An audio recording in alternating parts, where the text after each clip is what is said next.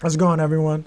Today I'm going to talk about the IMF and how they actually see the strong dollar, which has experienced some of the highest, some of the best levels since around 2000.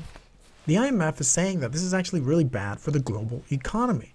Why is that? Well, the simple answer is that the US dollar is put against other currencies, right? So as they fluctuate in value, at this moment, the fluctuation of the US dollar is really high compared to somebody else. Japanese yen, example, 22%, the US is higher. And the euro, the dollar is 13% higher. Now, of course, the dollar is completely artificially propped up, also a lot by oil and gas because of the petrodollar.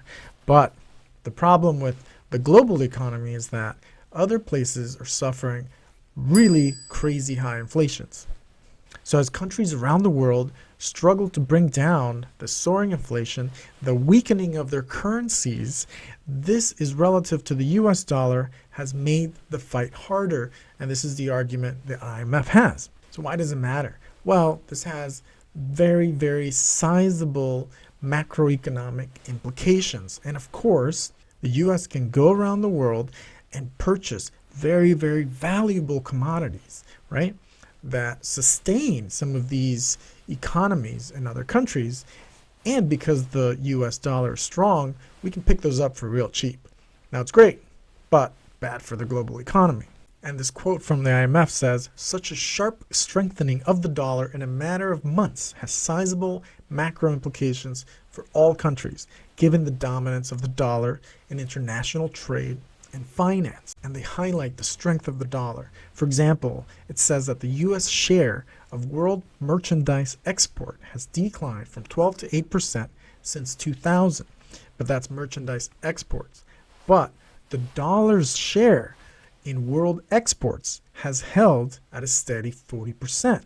So 40% of the world is dealing in US dollars. That is very high. So according to the report, approximately half of all cross-border loans and international debt securities are denominated in US dollars. They did note that some emerging market governments have made progress in trying to use their own currencies in essentially issuing debt via their own currency.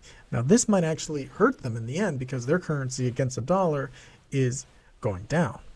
But in the private corporate sectors, there's a high level of dollar-denominated debt. So in their own words of the report says, as world interest rates rise, financial conditions have tightened considerably for many emerging countries, emerging economies.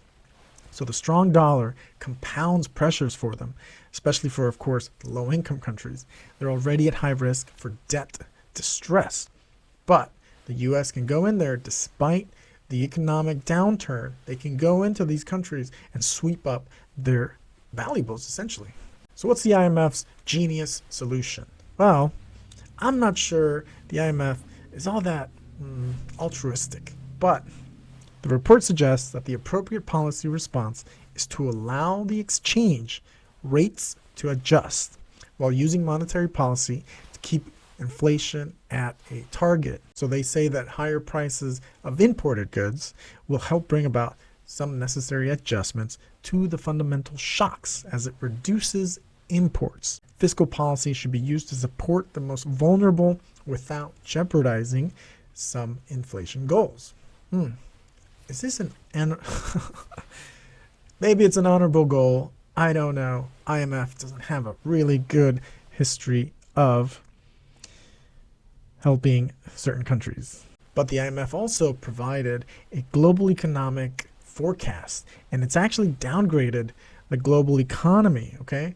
Downgraded its growth, saying that the latest report compiled, this is surrounding the G20 summit right now in November, that the outlook is now gloomier than previously actually expected. The IMF has actually made forecasts since the beginning of the year, January. It's actually been lowering that forecast. It anticipated 3.8 growth. This is for next year, right? So it's progressively gotten lower, saying that they expect countries accounting for more than 1/3 of global output to contract during this part of next year. So they're actually saying that they expect countries accounting for more than 1/3 of global output to contract during part of this year and next year. Okay, so that global output, they will reduce, actually, contract. That's quite a bit. That is 1/3 of global output. And they say that it has to do with Ukraine-Russia conflict and super crazy high inflation. So the challenges of the global economy are pretty big right now, okay? And all the indicators are saying that there's going to be a contraction and a slowing down. The cost of living, obviously, super, super high, triggered by spiraling food and fuel inflation, continues to hit basically everybody, not just here in the United States, but abroad. Now here, we're actually enjoying that record high currency value of the dollar, 20 years high. That's pretty good. But we're still suffering. No matter what, the official numbers are not. They're not accurate.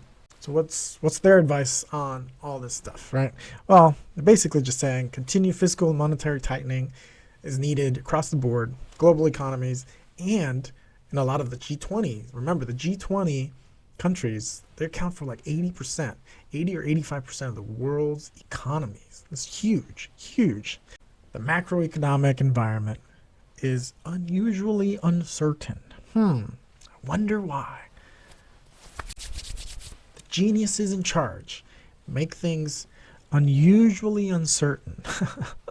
Well, anyways, always interesting to see what the geniuses at the IMF say about the global economy and whether things are going to get better or not. Apparently, 1/3, according to them, of the G20 countries, which accounts for nearly all major economies, are going to contract this year or next year. So, best thing to do is be prepared, because even though we're enjoying a high riding dollar right now relative to other countries, we don't know what the future holds. So with that, thanks for watching, guys. Smash like, subscribe if you haven't, and I'll see you in the next one. Can anybody out there hear me?